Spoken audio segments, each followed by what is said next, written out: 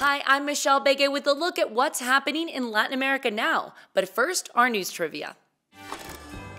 The Inírida flower was chosen as the emblem of the UN's Biodiversity Conference this year. From which country did it originate? We'll have the answer later.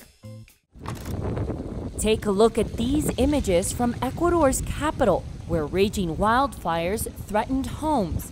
The fire started on Tuesday in the Bohemian Guapulo neighborhood and gradually spread to nearby residences and forested areas.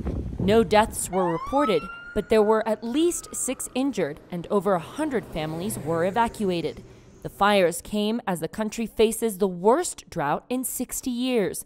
The government announced 12-hour daily power cuts in most provinces in a move to conserve energy. Ecuador gets about 77% of its energy from hydroelectric dams. President Daniel Noboa canceled his participation at the UN General Assembly in New York to return to the country to deal with the fires. Now let's go to my colleague Al Baverstock in Mexico, who has a special report. Hurricane John hit Mexico twice this week, first slamming into the Pacific coast town of Puerto Escondido in Oaxaca state before returning to sea, regaining strength, and then hitting the port of Lázaro Cárdenas in Michoacán.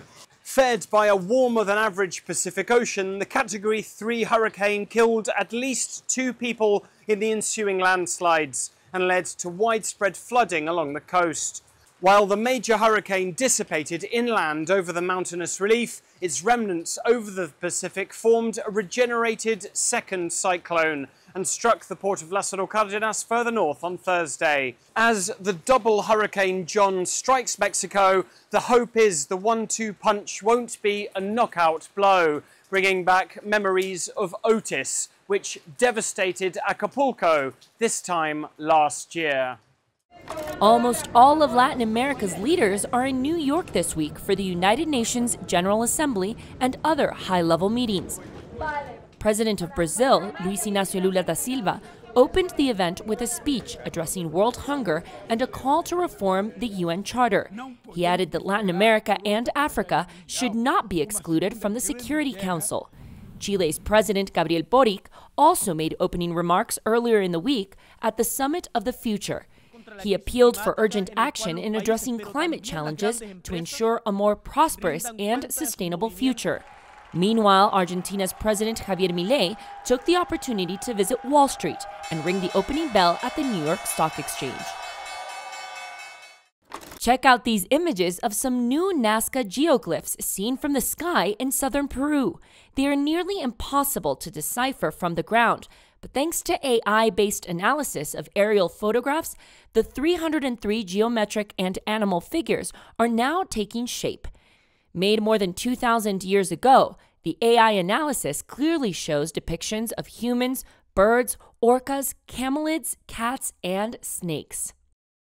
Now let's check out what stories we're following for next week. We're following Brazil's call for climate action as the nation endures continuous wildfires across the country. Hundreds of Brazilians, including members of indigenous communities, are marching for climate justice. They're demanding investigations into who started the wildfires in São Paulo, which have affected the entire country. The fires have been consuming millions of hectares of forests for several weeks.